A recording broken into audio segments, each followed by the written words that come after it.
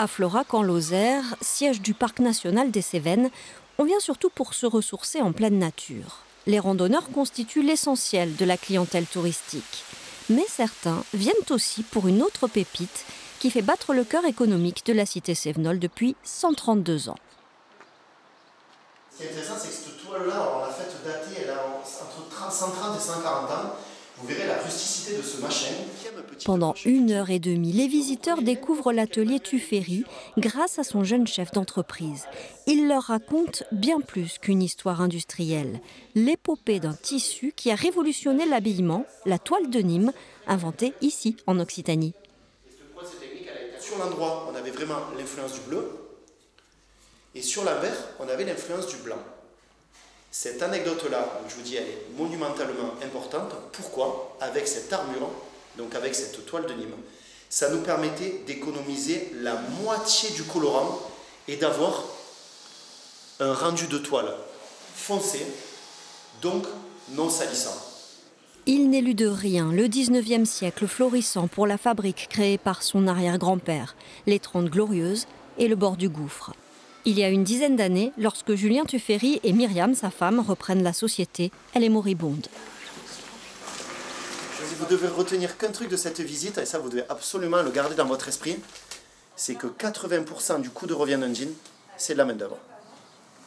80% du coût de revient d'un jean, c'est de la main-d'œuvre.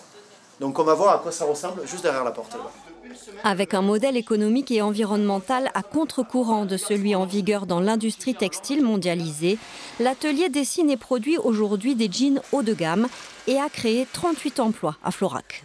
Donc vous voyez, la famille est en train de préparer. On va avoir Samuel qui est là-bas, on a Jeanne qui est ici, et évidemment on a, vous le voyez en photo, vous le voyez en vrai, Tonton Norbert, donc un magnifique exemplaire de la 3e génération. Norbert Tuffery a dirigé l'entreprise pendant les années de crise. Il donne toujours un coup de main quelques jours par semaine. Je suis en train de réparer des pantons pour des clients qui ont un problème de fond au tiré clair. Et là, on assure le service après-vente. Qu'est-ce que ça vous fait de voir l'entreprise telle qu'elle est aujourd'hui? Je suis très ému, parce que bon, quand on connaît l'histoire de la famille, en arriver là, maintenant, c'est quand même une belle revanche sur la vie. C'était très compliqué, maintenant voilà, c'est que du bonheur. Du bonheur aussi pour Clémentine Lemaître, première embauchée lors de la relance il y a 8 ans, devenue chef d'atelier et heureuse de rencontrer le public.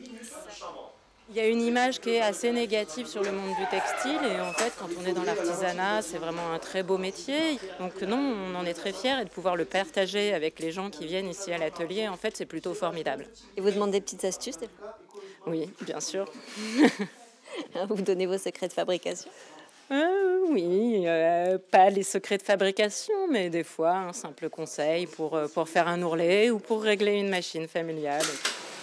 J'avais déjà vu l'atelier Tuffery dans une émission qui était passée à la télévision. On voulait découvrir vraiment l'atelier, l'environnement et venir voir réellement ce que c'était. Et c'est fabuleux, vraiment fabuleux. Il y a ceux qui connaissaient déjà la marque et les autres en vacances en Lozère qui la découvrent. L'an dernier, 8000 personnes ont ainsi visité les locaux de Florac. On est dans une maison d'hôtes et nos hôtes nous ont invités à venir visiter cette entreprise familiale qui nous intéresse d'autant plus que nous aussi, on est origine entreprise familiale et ma fille travaillant chez Hermès. C'est vrai que c'était très intéressant de venir voir une entreprise locale développer un produit un peu d'exception. Il y a une dizaine d'années, quand on a repris la maison Tuffery, on s'est dit qu'est-ce qu'on fait? On reste là ou on part ailleurs, proche d'une zone de chalandise? Je ne vous cache pas que la réflexion a duré un quart de seconde à peine. Et on s'est dit mais évidemment que non, c'est ici qu'on va le faire. Et c'est là où c'est génial. Vous voyez, la boutique ne désemplit pas. On est à Florac, au fin fond des Cévennes. Et aujourd'hui, quand on vient à Florac, en fait, c'est acheter bien plus qu'un jean. C'est venir voir un patrimoine, comprendre comment c'est fait. C'est venir montrer à ses enfants la réalité de la fabrication d'un vêtement. Et c'est surtout créer du lien et du vivre ensemble. De quoi moderniser l'image de la Lozère et permettre d'étaler la saison et la fréquentation sur l'année et sur tout le territoire. Le comité départemental du tourisme n'y voit que des avantages. C'est quelque chose qu'on encourage et qu'on met en avant aussi sur notre site internet. Donc les gens peuvent venir aussi voir toutes les entreprises qui sont visitables. Ça peut concerner des mieleries, ça peut concerner des brasseries, ça peut concerner beaucoup de choses, des entreprises. Il y a l'eau de Kézac à proximité qui fait visiter l'usine d'embouteillage. Il y a la chocolaterie Malakoff aussi qui fait visiter la fabrication de ces chocolats. Ce tourisme de savoir-faire a le vent en poupe. En 2022, plus de 2 millions de personnes ont été accueillies dans 415 entreprises d'Occitanie.